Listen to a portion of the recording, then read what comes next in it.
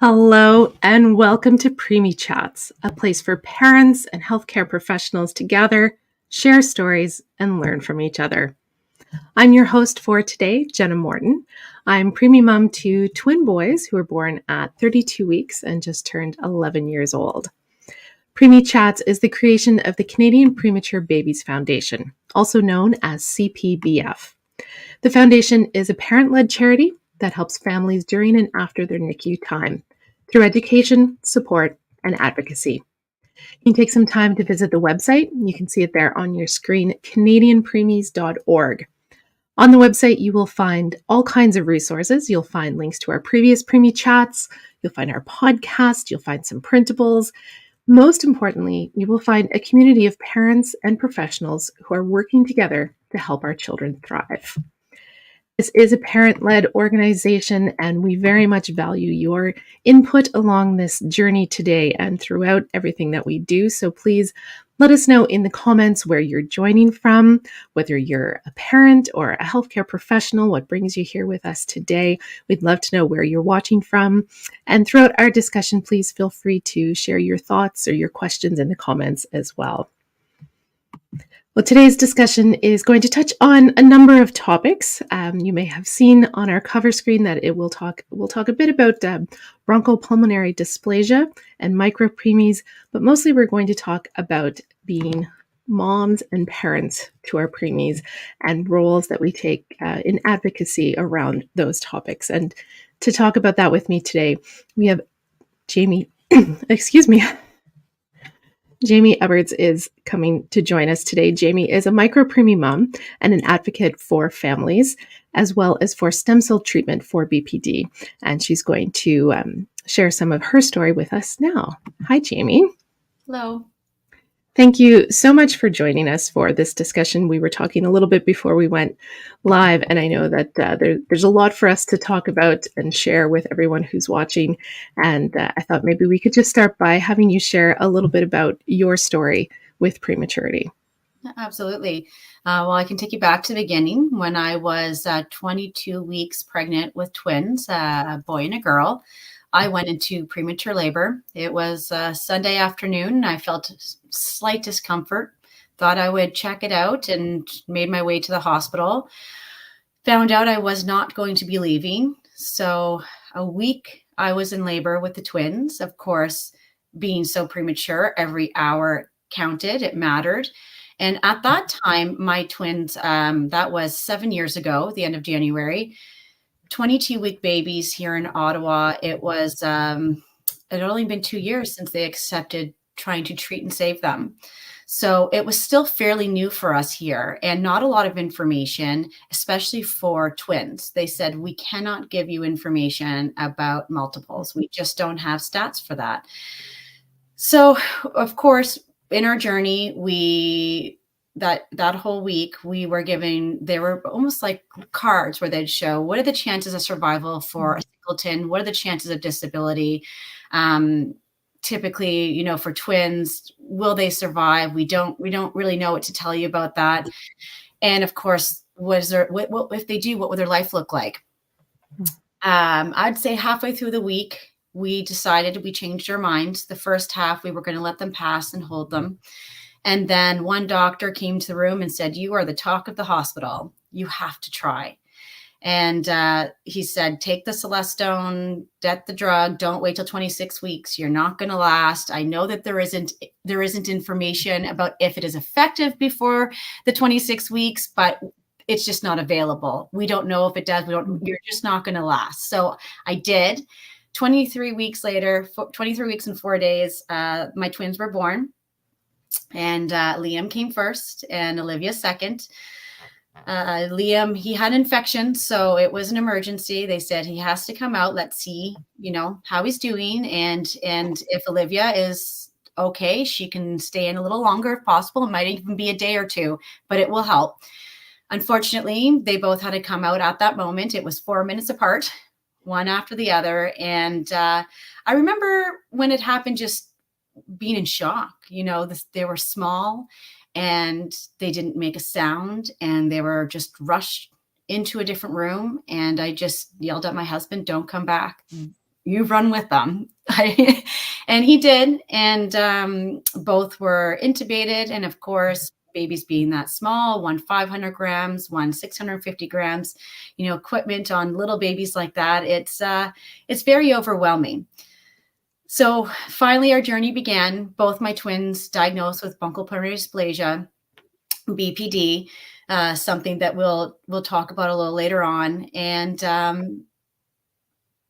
our journey has a happy ending. We do have our surviving 7-year-old daughter, but sadly, Liam at 3 weeks did not make it due to complications of prematurity. So it was on the day, Sunday, I was at the hospital. They said, call in your husband. We have to talk. It's not good. And so we were able to hold him while he passed. And then we became advocates for families with trauma relating to children with medical complexities, as well as telling our story for Dr. Tebow and encouraging people to donate for the stem cell research and what the impact it will have on families. My daughter lived in the hospital her first year of life, approximately 9 months. She 7 months in the NICU and in and out after that for another couple months, including her first birthday.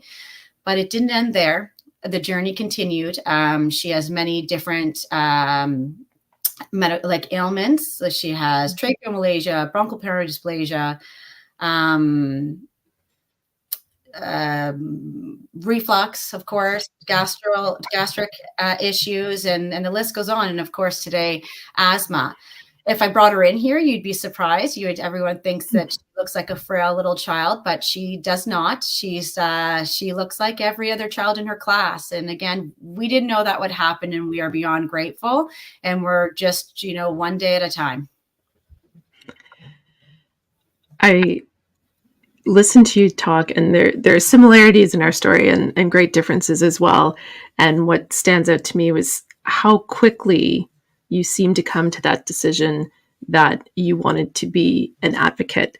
Did it happen quickly for you to make that decision to speak up and to take on that role? I was very busy because I spent full days at the hospital. I do have an older child. He'd go into daycare during the day, and being there and advocating, participating in rounds every day, speaking with the doctors. It was actually the neonatologist that said, we need you.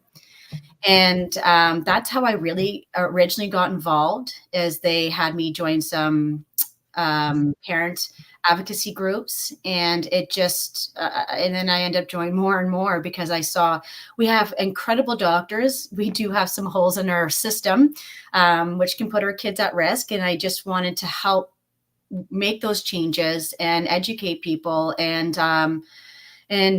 do what I could, because I know that obviously people before me did their part to get us to where we were at. And it's the least I could do given our situation. I had to make some sort of, I don't want to say sense of it, but a purpose of what happened. And so I felt that was helpful to have my voice being heard. I'm sure there are a lot of parents who are watching and listening right now and thinking, I would like to do the same, but I'm also worried about the emotional toll that might take to try to share my story often or to speak up like this. Can you talk a little bit about how you deal with that part of sharing your story? That is a great point. And we talked about that a little bit actually before we started. At first, I found it very difficult to speak to people. I found I was educating them, people outside of the hospital. When I got into groups like this, everybody understood if it was a bad day or a good day. The expectation too, some days it's just not a good day. Not with my daughter, not with me. Everyone was understanding and wanted me to take the time I needed, and we were the same support for everyone else. But being in a group of people where everyone is discussing and encouraging and supporting each other in for the same things, it is, it's therapy in itself. Because, there's so many times in a situation like this, we feel like we have no control, but being able to discuss it and bring it to the table with a group of people that want to listen and want to help gives you some control. You mentioned Dr. Thibault and his work, and I think that's a very important part of what you've been able to advocate for. And I'd love to give you a chance to talk a little bit more about that. Yeah, so Dr. Thibault first approached me, I think, my goodness, it was fairly early on after my son passed away, and my daughter was rushed to, we were at the Ottawa hospital and rushed over to CHEO at Children's Hospital for emergency surgery. We were about to lose her. And I met him the day after the surgery. And he was pretty quick to get me involved. I stood up for my daughter. I asked questions. I wanted things to make sense to me. And he said, would you have any interest in participating as a parent? We're going to create a video for parents to watch. We're going to create questions for parents to look over to encourage people to participate in the stem cell research that Dr. Thibault is leading. And I mean, I think it's so emotional because I would read through it and I would take it so personally. I'd read and think, what if I was presented with this? How would I feel? And so I was able to say what I wanted to say and send it back. And everyone was grateful for that, which was nice. You think, okay, great. It wasn't offensive. It wasn't. And then we started doing some public speaking together at fundraisers. And I was very serious about it. I was a big cheerleader because for me, could it have saved my son's life? What if he had been treated with the stem cell research? We need this to happen. We need it to happen now. We need to save babies' lives. It's the number one cause of death for premature babies. My daughter, maybe, she would not have spent the first year of her life going in and out of the hospital like she did. She would possibly not have asthma today. These are all possibilities. So I can't say for sure we're at stage, we're just in the second phase of the stem cell research, but that is what he's trying to accomplish. And for me, when I told the story, I felt that way. I really felt like no other baby should go through this. Like we need to do this. And I'm very grateful to Dr. Thibault because some days, sure, I felt very sad about it. And he said, whenever there's a setback or I feel sad or I want money to come in quicker, I think about Olivia and I think about Liam and it keeps me going. And so then it kept me wanting to help him as much as possible and share my story. That's I can feel that sense of camaraderie between the two of you of kind of keeping each other going in those hard moments and those hard days. And as someone who benefited from people like you doing this years ago with twin-to-twin transfusion syndrome, which is what I went through with our boys, and knowing that, if we had been 10 years earlier, 5 years earlier in medicine, I wouldn't have the story I have today. And it's because people step up and do research and that parents step up to help make sure that research happens too. It's not just something that's clinical. And so I think that, the work that you're doing in sharing your story and in helping doctors like Dr. Thibault do their research is going to be groundbreaking for families in just a few years from now, probably. And I can see in the comments in our chat section here, we have a few people who've been tuning in who are adults now, who were preemies with BPD, and are, Juliet and Ashley are both sharing some of their story in the comments. And if you're okay, I'm just going to bring up a little bit here to show. Juliet was born in 1980 and has been living with severe PPD. And later on, she mentions that for quite a while, she was misdiagnosed, which I'm sure is something that was a fairly common occurrence, I would think, for a lot of our preemies for various things. I think there's probably a lot of complex layers to things that are happening. But it's very nice to see that as our preemies grow up, even with these complex backgrounds, that they're having, living a sporty life with BPD, says Juliet. And I think it's very important to hear from our preemies who have grown up with these conditions as well, to work towards our better futures for trying to figure out what can we do for both our parents and our infants in these situations. And you see, Ashley is saying there's still a bit of Yes. lack of clarity around a diagnosis as well. I'm wondering if you can talk a little bit about that idea of growing up with a complex issue. As you know, from a mother's perspective, I know you've been doing a lot of work as well with advocacy and with family groups, and what can you share about that piece of the once you've left the NICU, let's put it that way. Yeah, I mean, once you leave the hospital, I think it's scary for everyone, because you think, at least there you feel, I don't want to say safe because you never really feel that way, but you have help readily available. When we went home, my daughter was still on oxygen, so she came home with an oxygen tank, a saturation monitor, a feeding tube, and I mean, I could not even use the washroom without dragging her with me. It was very scary because she would have apnea spells, including it happened twice where we had to call 911 and she stopped breathing, and witnessed by my son, which was very traumatizing for him. And yes, we went a long time without having proper diagnosis for many different ailments for Olivia. And because of that, medications were incorrect, or, just harm was being done that could have been prevented had we figured out early on, which seems simple.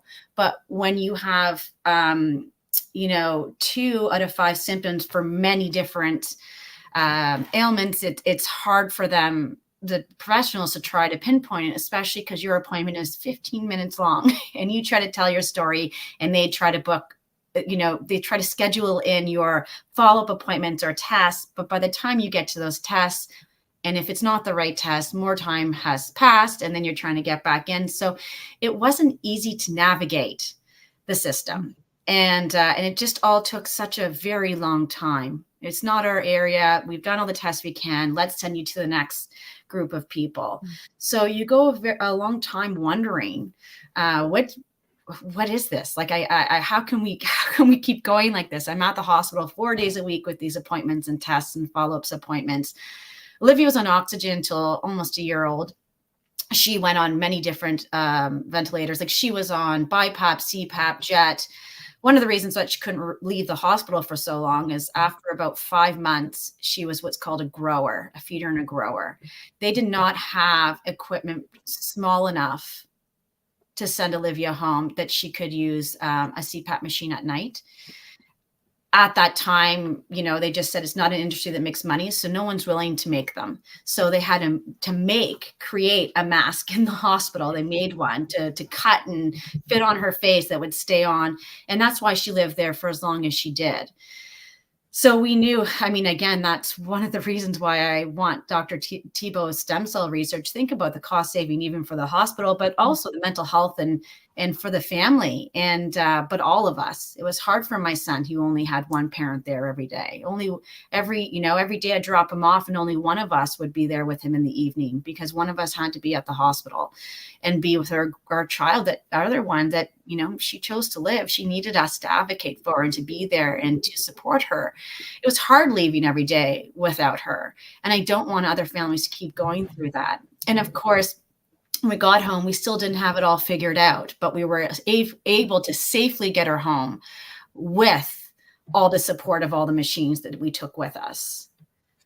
So, I'm sure, just 2 weeks ago, we finally got the asthma diagnosis and postnasal drip. And I'm sure we'll find out more. But, I think that we've come a long way and we're lucky to be where we're at. But it took 7 years. And like those other ladies were saying, we just have to, we don't always know if it's the right diagnosis or what else is causing a lot of the concerns that are happening now. And the one thing about Juliet, which she was saying, is, as an adult, and Dr. Thibault has people contacting him, adults, saying, when can I try? When can I be part of the research? And that is the goal. The goal is that eventually it will work for adults as well, and not just for premature babies.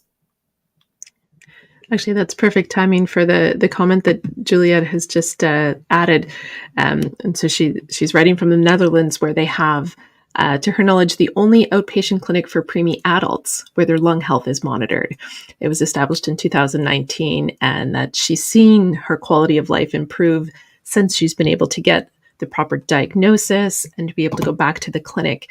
But yes, it's something that stays with you. It's something that you have, and that she does still have flare ups and such. But it's very encouraging to know that around the world we're looking at this as this isn't just something that is impacting our preemies. Our preemies grow up, and that it impacts people throughout their life and the people around them.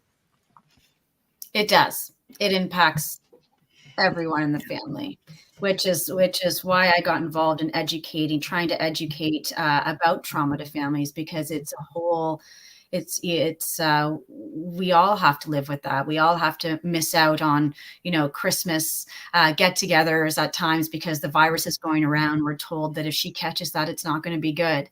And that's life with BPD. I know that the ladies on here that mentioned they have that, I'm sure that they're shaking their heads and saying yes. And you think about going to big crowds, and but you miss out on a lot, and it's very hard to have to go to chase, trying to go to these clinics and trying to get treatment you need, and to miss out on fun things that really every other child gets to participate in. And I was told Olivia will never be, a competitive athlete, we'll put it that way, because of her lungs. She's never going to go to the Olympics. And I thought, well, what about archery? Do they require that work? I'm not sure. I mean, let's have hope here, but who knows? Yeah, maybe not a heavy cardio sport, but options. I you're trying to tell me, but there's got to be choices. Right. Luge. We have an Olympic luger who is a preemie, an adult preemie now. There you so go. I'm going to go back to them and tell them that they're wrong. I get how gently they're trying to give that information to me, but I certainly have. I saw hope through it all, and I know that that's why we were able to get through it, because I had hope, and I continue to. But I know that my daughter will continue to have issues. She does run out of breath easily, just the same. And colds, oftentimes they lead back to the hospital. She is getting better. Her lungs are healing. They will always be scarred, but they'll always be weaker than everyone else's. Yeah, exactly. Juliet's saying, yes, she still lives this life that you were describing, about being careful where you go during fall and winter season, but that her family and friends understand, and that, yes, she's quite athletic, and there is definitely hope. And so I think that's part of what's so special about being able to have conversations like this and to have them live and share them online, is so that anyone who's out there looking for that hope can find people who have these stories to share, that, despite the challenges we face, there are people out there facing them as well that have already gone through it, or, there are people out there who are trying to change things as well. Yes. Yeah. I'm wondering if you would be kind enough to talk a little bit more about some of the peer work that you've been able to do, and some of the groups and things that have helped you be able to keep your hopefulness and to be able to come here and do things like this. Yeah, I know I mentioned the story. I told you the story of how I first got into a peer group, which was it was like a therapy session. It was counseling, for parents that have chronically ill children. After I lost my son, I went in for bereavement counseling because I had a lot of struggles. It was hard to cope. One survived and one didn't. And how can I grieve and still help my daughter and be healthy enough to help my healthy child? And it was a lot. And I felt it very difficult speaking to other people that couldn't quite keep up. There was a lot of information, and for people that aren't part of this world with children with medical complexities, you educated them an awful lot, and it was exhausting. I felt it. Then I spent more time doing that than resting or trying to be with my kids. Or so I went for bereavement counseling. She scheduled the same day as a group session for counseling with chronically ill children, and convinced me to go into the room. And for me, just speaking with other parents and hearing their stories, and it was like it was me speaking. I heard their struggles. I heard, the frustrations, and I thought, okay, it's not enough. We all feel this way. So how can we make these changes? And Olivia's followed by complex care at CHEO. We got into complex care program, and they decided to form a family advisory committee with a social worker, nurse, doctors, and families and parents. And we would get together and want to make these changes. And it was wonderful because the whole group, one of the triggers is the trauma associated with it all, and trying to show up at the hospital after a night with multiple apnea spells, or, all sorts of things go wrong. Lack of sleep, stress, just, and then you go into the hospital and you have 15 minutes with the doctor and you might seem flustered. And it's the education piece that we would rather be at home. We're so grateful to be here, but we want to be with our kids and bring them to the park and do all these other things that we don't have the luxury of doing. It's trying to pack up and calculate how much fluid does she need. Okay, she got sick. How much did she get sick? And try to where do I calculate to get that in some point in the day? For a while, Olivia was feeding for 17 hours a day, because she had what's called a G tube. It was a tube that bypassed the stomach and into her jejunum. It was a lot. So how do you disconnect that, get her to appointments, and then get her home? So we wanted to educate that if we seem agitated, or if we're laughing and seem like we're in a good place, that it maybe to check in with the families and understand that it may not be how we're actually feeling, or there may be far more going on.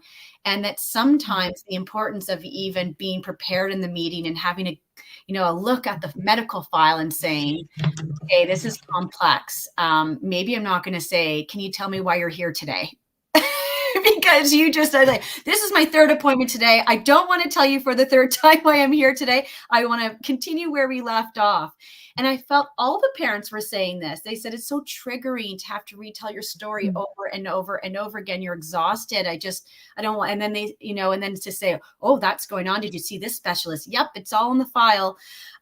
So we came up with an idea of preparing file, like your own paper in advance. So we had everyone in complex care have that created for them, where they would go in and whether it was a therapy appointment, a school, a family member, you can hand this, and this is everything that's going on. These are the tests. These are the phone numbers. Here's the medication, the timing. Have a look, and then let's have our conversation. And we found that to be very helpful.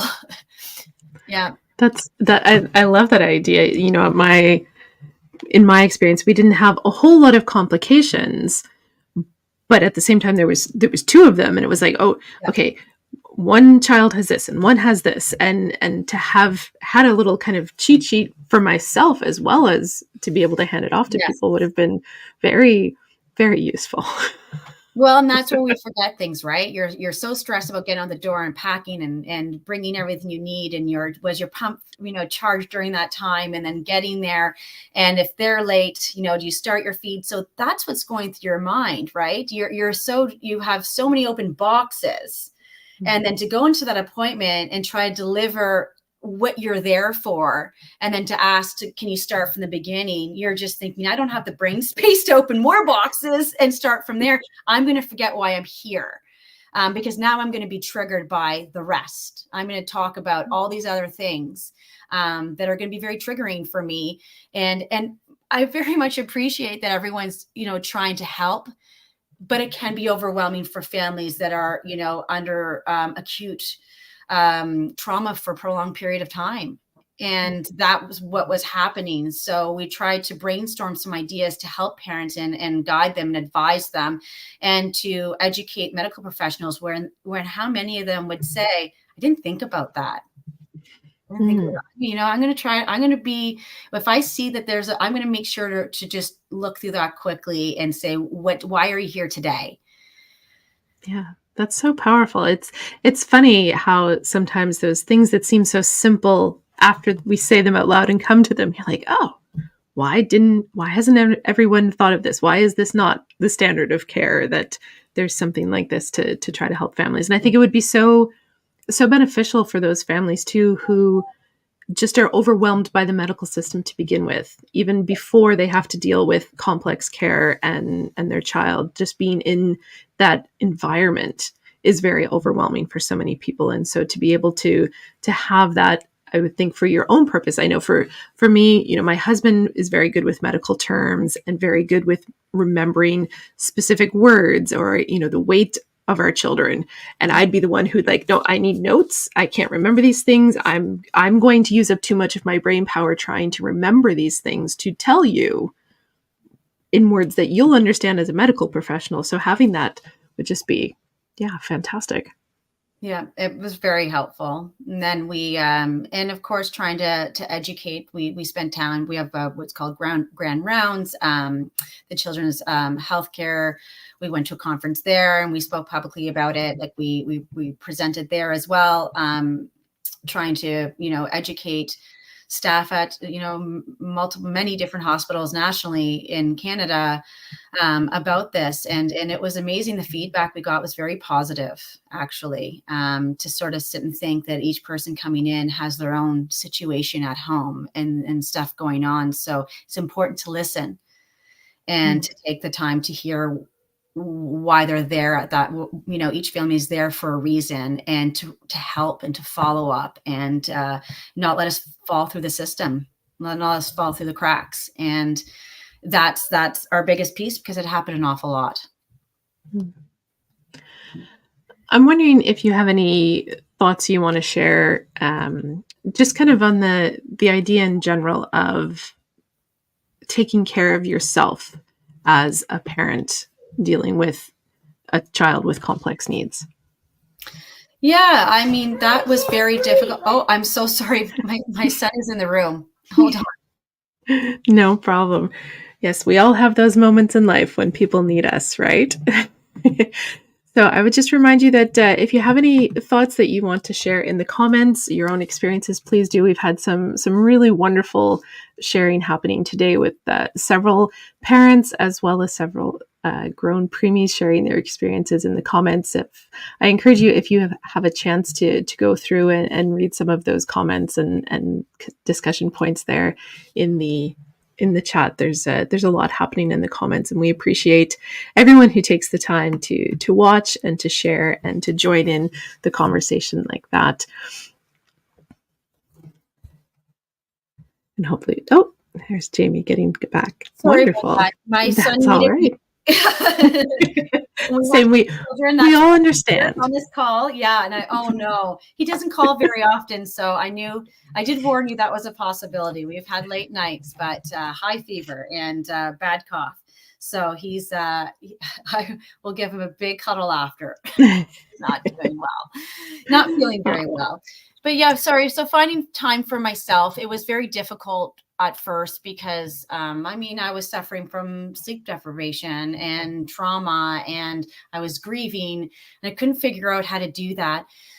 I mean, slowly I found time and found how helpful it was. It's that whole, you know, putting gas in your car, as people call it, people like to say. And I didn't know how I was going to do that, but even simple things like sometimes just making yourself a cup of tea and sitting down and thinking that's 5 minutes for you, or audiobooks or anything. But you know, a big part of it is even being part of these committees. I found it very helpful. I found it was time for me. It was time for me to be able to chat with other moms and feel like I was helping them. And also, and getting it back, we see on the other end where they were helping me too. And so I found that getting involved, where I felt like I wasn't taking my time away from my kids. I still felt like I was doing something for them, but yet I was doing something for me at the same time. I think a lot of us find that a good, I would say, a bridge into really finding time completely for ourselves again, is being able to do something that you can still feel like, oh, but this is for my kids too, it's such a good way to get back into that space where you're like, oh, I can do something that is for me. which is so important. And yeah, it's very powerful when you're able to find other people that have that shared experience in some way to spend time with. Yep. I don't want to keep you away from your son. Oh, poor guy. He doesn't come in very often. I was like, oh no, what is happening? Like, it's going to be okay. Yeah. Just a bit of scare. Did you want to maybe just say some final things about the stem cell research and BPD and what you're really passionate about, and then we'll wrap things up. Absolutely. Yeah. So Dr. Thibault is in phase 2 of his clinical trials. Phase 1 was successful. Now he's on to phase 2, which I'm very excited about. He sent an email letting me know that that's where they were at. It's been in the news, and it's very exciting. I mean, of course, it's something I wish was around 7 years ago, but I am just beyond grateful that here we are and it's finally happening, and it seems to be working, and I'm hoping that is our future, that more and more babies will be saved and lives will be changed. I hope so as well. Mm-hmm. And I thank you for the time you've taken to share with us, but also for all the work that you've been doing to help build this cause and share this message. I thank you on behalf of everyone that you're helping. Well, thank you so much. Thanks for everyone that was willing to listen to me today. Thank you. And yes, thank you to everyone who's been watching and commenting and sharing your stories. We really appreciate how open everyone has been today. If you want to rewatch this, you have someone in your life who might want to watch it. If you missed the beginning, you can find all of our Preemie chats, including this one, on our YouTube channel, on our Facebook page, and on our website, which again is canadianpreemies.org. I'd also like to thank our sponsor for our educational programs, AstraZeneca, as well as our partners at the Canadian Association of Neonatal Nurses and PhiCare. As you know, Preemie Chats is here every Friday at 1 o'clock Eastern Time. You can find us here again next week as well. I hope you'll come back again and that you'll have a wonderful weekend, everyone. Thank you.